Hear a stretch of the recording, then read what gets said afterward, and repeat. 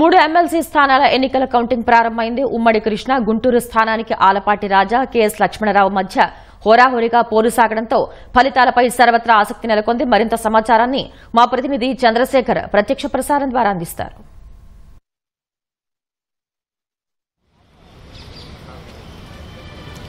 ధన్యవాదాలు శ్వేత. ఉమ్మడి గుంటూరు కృష్ణా పట్టభద్రుల ఎమ్మెల్సీ ఎన్నికలు ఫిబ్రవరి 27న జరిగాయి. దానికి సంబంధించి ఇవాళ ఓట్ల లెక్కింపు ప్రక్రియ మరికొద్దిసేపట్లో ప్రారంభం కానుంది. ఇప్పటికే గుంటూరులోని ఏసీ కాలేజీలోని కౌంటింగ్ కేంద్రం వద్ద అన్ని ఏర్పాట్లు చేశారు. సిబ్బందితో పాటుగా కౌంటింగ్ ఏజెంట్లు అందరూ కూడా అభ్యర్థుల తరపున ఉన్నటువంటి కౌంటింగ్ ఏజెంట్లు కూడా ఈ లెక్కింపు కేంద్రానికి చేరుకున్నారు. భారీ బందోబస్తు ఏర్పాటు చేశారు. కేవలం పాసులు ఉన్న వారిని మాత్రమే లోపలికి అనుమతిస్తున్నారు. ఆ కౌంటింగ్ సిబ్బంది కావచ్చు, లేకపోతే ఏజెంట్లు ఎవరైతే అభ్యర్థుల తరపున ఉంటుంటే ఏజెంట్ కావచ్చు, వాళ్ళు కూడా బయటే తమ సెల్ ఫోన్లు భద్రపరిచి లోపలికి వెళ్లాల్సి ఉంటుంది. దానికోసం ప్రత్యేకంగా కూడా అధికార యంత్రాంగం ఏర్పాటు చేసింది.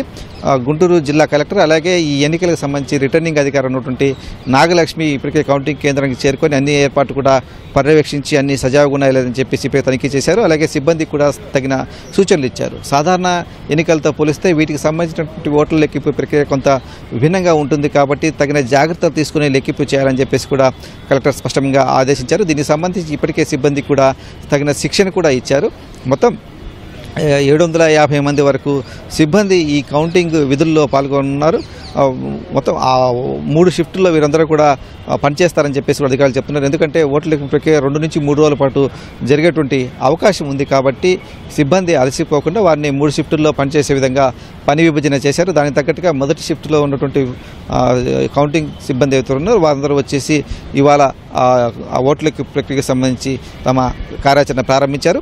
ఇక ముందుగా పోస్టల్ బ్యాలెట్లు కూడా లెక్కిస్తారు. పోస్టల్ బ్యాలెట్లు దాదాపు 800 వరకు పోస్టల్ బ్యాలెట్ ఉన్నాయి. వాటికి సంబంధించి అవి తెరిచి ఆ పోస్టల్ బ్యాలెట్ల లెక్కింపు మొదట ప్రారంభమవుతుంది. ఆ తర్వాత బ్యాలెట్ బాక్స్ని కూడా తీసుకొచ్చి వాటిన్నింటిని కూడా వాటిని కుప్పగా పోయడము, వాటిల్లో చెల్లే ఓట్లు చల్లని ఓట్లు వాటిని వేరు చేసుకోవడం, కట్టలుగా కట్టుకోవడం, 25 ఓట్లు లెక్కన ఈ ప్రాసెస్ ఈ పద్ధతి ఇదంతా కూడా మధ్యాహ్నం 2 లేదా 3 గంటల వరకు పడుతుందని చెప్పేసి అధికారులు చెప్తున్నారు. ఆ తర్వాత అసలు ఓట్ల లెక్కింపు ప్రారంభమవుతుంది. అప్పటి వరకు కూడా కేవలం ఈ బ్యాలెట్లన్నీ కూడా ఆ బాక్సులోంచి తీసి వాటిని కట్టలుగా కట్టుకున్నటువంటి పని మాత్రమే జరుగుతుంది. మధ్యాహ్నం 2-3 గంటల వరకు కూడా. ఆ తర్వాత అసలు కౌంటింగ్ ప్రారంభమవుతుందని చెప్పేసి కూడా అధికారులు చెప్తున్నారు.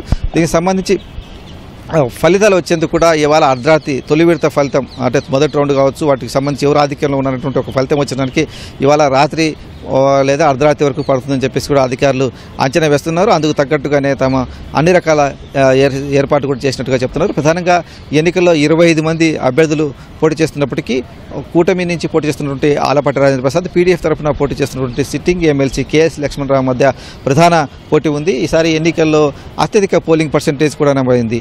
69.57% పోలింగ్ నమోదు కావడంతో పట్టభద్రులందరూ కూడా భారీ స్థాయిలో తమ ఓటు హక్కు వినియోగించుకున్నారని చెప్పేసి కూడా అధికారులు భావిస్తున్నారు. అందుకు తగ్గట్టుగానే ఎక్కువ ఓట్లు ఎక్కువ పోలు కావడంతో ఆ కౌంటింగ్ ప్రక్రియ కూడా కొంత ఆలస్యం అవుతుంది.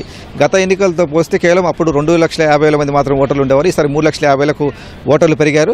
అలాగే పోలింగ్ పర్సెంటేజ్ కూడా పెరిగింది. దాదాపు 2,41,000 మంది ఓటర్లు తమ ఓటు హక్కును వినియోగించున్నారు. అన్ని ఓట్లు లెక్కించడం అయితే చాలా ఆలస్యంగా జరిగేటువంటి ప్రక్రియ. దీంట్లో కొన్ని చల్లని ఓట్లు కూడా ఉంటాయి. ఎందుకంటే ఎన్ని కూడా ప్రాధాన్యత క్రమంలో జరిగేటువంటి ఓట్లు కాబట్టి అభ్యర్థి ఎదురుగా 1 లేదా 2 ఇలాంటి నెంబర్లు మాత్రమే వేయాల్సింది. అందుకు భిన్నంగా ఏదైనా సంకేతాలు కానీ లేకపోతే టిక్ మార్కులు కానీ ఇక వేరే ఏం వేసినప్పటికీ కూడా ఆ ఓట్లు చెల్లనివిగా పరిగణిస్తారు కాబట్టి వాటన్నిటి కూడా పక్కన పెట్టి మిగతావి మాత్రమే లెక్కించాల్సి ఉంటుంది. ఆ చెల్లని ఓట్లు కూడా ఎక్కువగానే ఉండేటువంటి అవకాశం ఉందని భావిస్తున్నారు. ఎందుకంటే అవగాహన కార్యక్రమం పూర్తి స్థాయిలో జరగని కారణంగా గత ఎన్నికల్లో కూడా దాదాపు 10,000 ఓట్లు చెల్లని ఓట్లుగా ఉన్నాయి. మరి ఈసారి ఎంత ఉంటుందనేది కూడా అధికారులు దాంతో అంచనా వేయాలని పరిస్థితి.